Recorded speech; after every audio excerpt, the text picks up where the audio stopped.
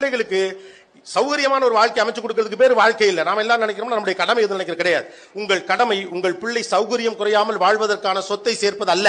உங்கள் மகளுக்கு ஒரு பெரிய இடத்துல திருமணம் செய்து கொடுக்க வேண்டும், அது அல்ல. அவர்கள் லைஃப்ல செட்டில் பண்ணிட்டு அது இல்ல. இந்த வாழ்க்கை எப்படி மாறும் என்று யாராலும் கணிக்க முடியாது. என்னைக்காவது நினைச்சீங்களா நாமெல்லாம் ஜோக் அடிச்ச விஷயத்துல நமக்கு பண்ணிவிட்டாங்களா இல்லையா? வீட்டை அடைச்சிட்டு வீட்டுக்குள்ள மூடிக்கிட்டே இருக்கடான்னு உலகம் முழுக்க சொல்லிட்டானுங்க.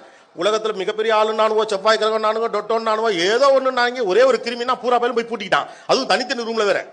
உள்ளே நல்ல வேலை செல்போன் இருந்துச்சு. இந்த ரூம்ல அந்த ரூமுக்கு பேசுறாங்க, அந்த ரூம்ல இந்த ரூம் பேசுறாங்க.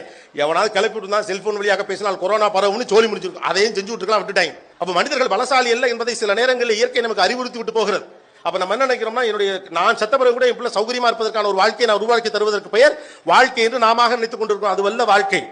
ஏழ்மையாக இருந்தாலும் சரி, பணமாக இருந்தாலும் சரி, நெருக்கடியாக இருந்தாலும் சரி, சௌகரியமாக இருந்தாலும் சரி, எந்த சூழ்நிலையிலும் வாழ்க்கையை மகிழ்வோடு எதிர்கொள்ளுகிற துணிச்சலையும் அறிவையும் நீங்கள் உங்கள் பிள்ளைக்கு தரணும். அதுக்கு பேர் தான் வாழ்க்கை.